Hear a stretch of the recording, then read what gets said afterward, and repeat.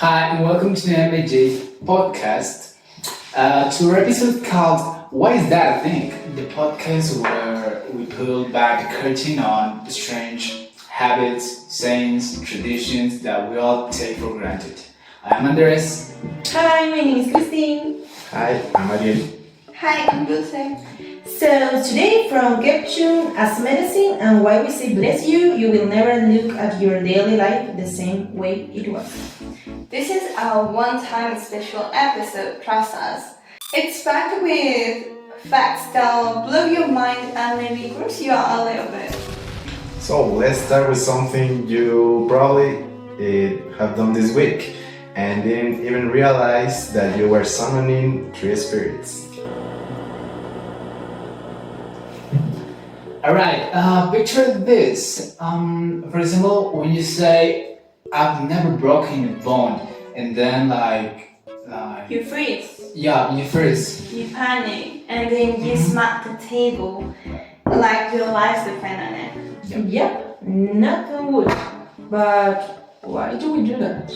Well, so it goes way back in ancient Europe, where people believed that spirits live in trees, so the knocking on the trunk was a way for them to get their attention and show gratitude.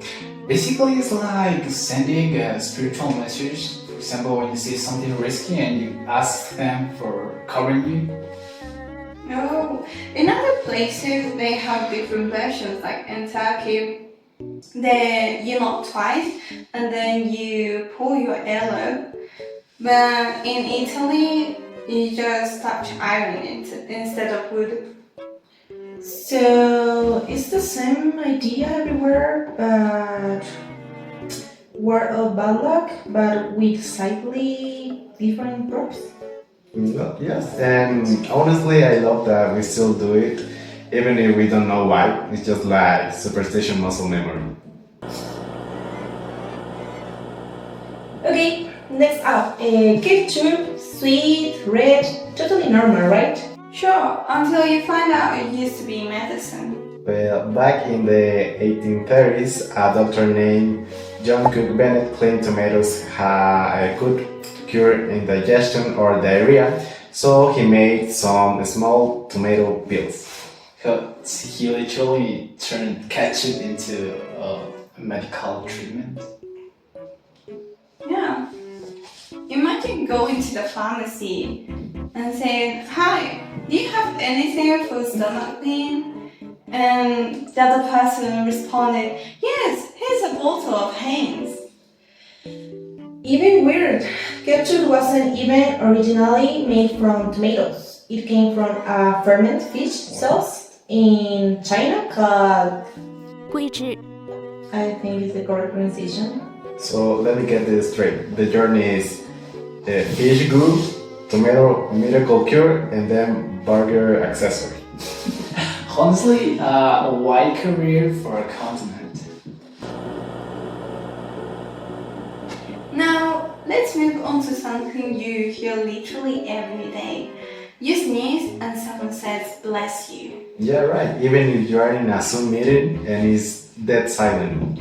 But why is it?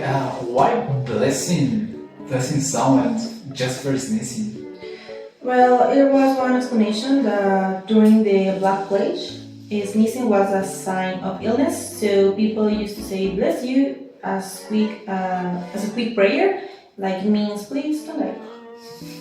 Yeah, another version was that people thought your soul might leave your body when you sneezed. So bless you was a way to keep it like a soul seatbelt. So you are telling me that we've been trapping souls with polite reflexes ever since? Yeah. Now it's just so dramatic, I think. For example, if someone sneezes and you don't say it, it's like you feel like a monster. Yeah, sometimes I say bless you to people sneezing on TikTok. It's like out of control. Next one, the classic bedtime line. Good night, sleep tight, and don't let the bedbugs bite. Sounds cute until you realize bedbugs are real. Yeah, and a sleep tight? That comes from how beds were made hundreds of years ago. They used ropes under the mattresses that needed to be tightened to stay firm. If the ropes sage your bed turned into a hammock, so sleep tight meant like don't sink into the middle of your bed.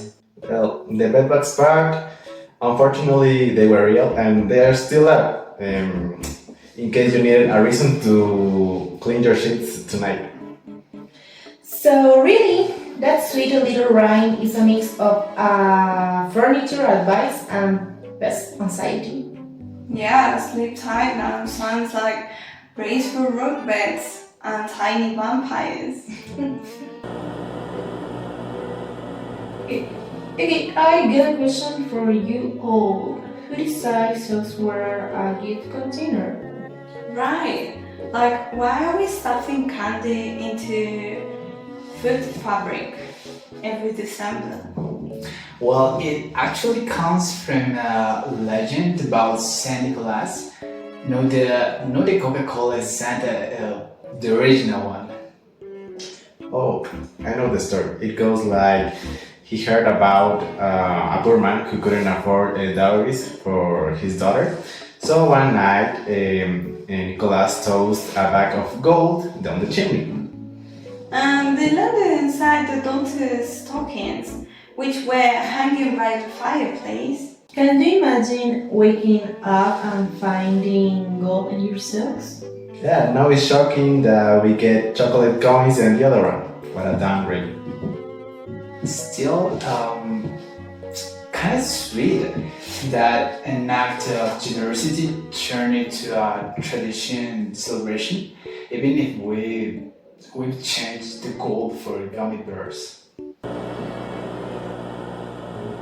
This next one starts like a drama, a school drama, but takes a left turn into horror. We all say Saved by the Bell when something happens just in time, like the bell rings before you are called on in class.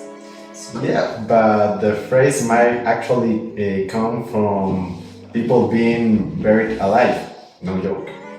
Actually, I was looking for it and I have it here. It says that back in the 1700s, they were so afraid of burying someone by mistake, and then they attached bells to the coffin with string tied to the person's hand inside. So you're telling me if they woke up on the ground, they'll pull the string and ring the bell? Yep. So Saved by the Bell could mean, oh God, they dug me up before I ran out of life. Yeah. Like, imagine walking past a cemetery and hearing a bell ring. I'm out. Yeah, Scary. that's not a rescue mission. That's a horror movie intro. Did you ever wonder why the wedding ring goes on the fourth finger in the left hand? Honestly, I thought it was just because it looks cute and symmetrical. Now, this one's Asian and romantic, sort of. Back in the ancient Egypt, people believed there was a vein that ran directly from this finger to the heart. They call it the vein arteries, the vein of love, I think.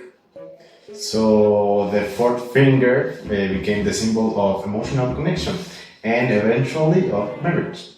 So, is medically true? No, right? There's no special love vein, I guess. But hey, the symbolism stuck. Honestly, it beats the alternative, wearing it on your toe or your ear. Well, let's not give people weird ideas. Okay.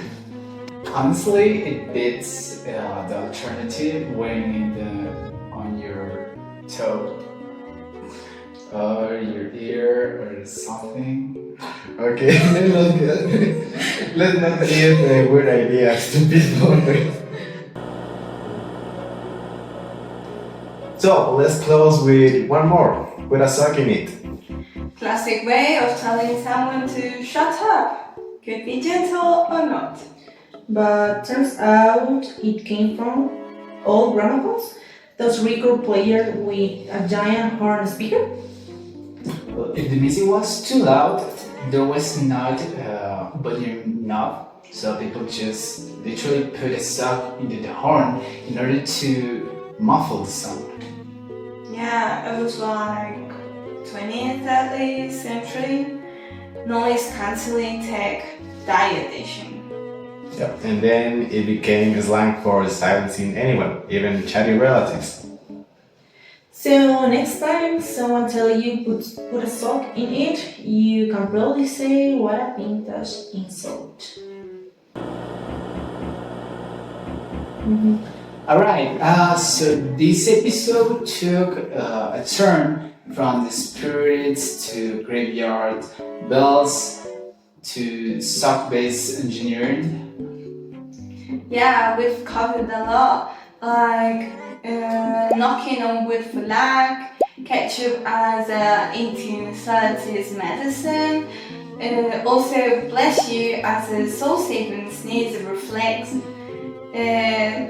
Also, we've covered tight beds and backfill rhymes, gold-broken saints, literal coffin alarms, wedding rings, and gramophones with hosier problems. So the moral of the story, everything has a backstory and most of them are way weirder than they look. Yeah, and now you can ruin, enhance any conversation you have with these facts. Thanks for sticking around for the bonus round. This has been Why Is That a Thing? Bye!